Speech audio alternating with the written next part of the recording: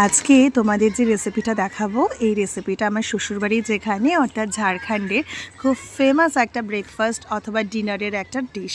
এটা কিন্তু ওখানকার মানুষেরা ভীষণ যত্ন করে এবং খুব সুন্দরভাবে বানায় এবং তারা কিন্তু খেতে খুব পছন্দ করে।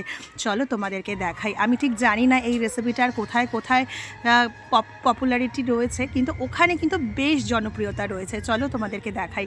প্রথমে এখানে বিউলির ডাল এবং আতপ চালটাকে আমি কিন্তু সকালবেলায় ভিজিয়ে রেখে দিয়েছিল মা। তো তোমরা যারা রাতে বানাবে তারা সকালে ভিজিও, যারা সকালে বানাবে তারা ওভারনাইট ভিজিও। এরপরে রসুন এবং লঙ্কা, রসুনের পরিমাণটা কিন্তু বেশ অনেকটা দেবে, কারণ এটা কিন্তু রসুনের যে একটা স্মেল আছে সেটাতে কিন্তু আরও বেশ ভালো লাগবে খেতে। আর লঙ্কাটা তোমরা অবশ্যই যে যেরকম ঝাল খেতে পছন্দ করো, আমিও পরে আরেকটু লঙ্কা কেটে দিয়েছিলাম, কিন্তু তোমরা ওটা স্কিপ করো। আমি যেহেতু ঝালটা একটু পছন্দ করি তাই দিয়েছিলাম। এরপরে নুন দিয়ে একটা খুব স্মুথ একটা ব্যাটার কিন্তু তোমরা তৈরি করবে। আমি পরে একটু মিক্সি ধোয়া জল অ্যাড করেছিলাম, যেহেতু ওটা একটুখানি ঠিক হয়ে গেছিলো বলে তাই।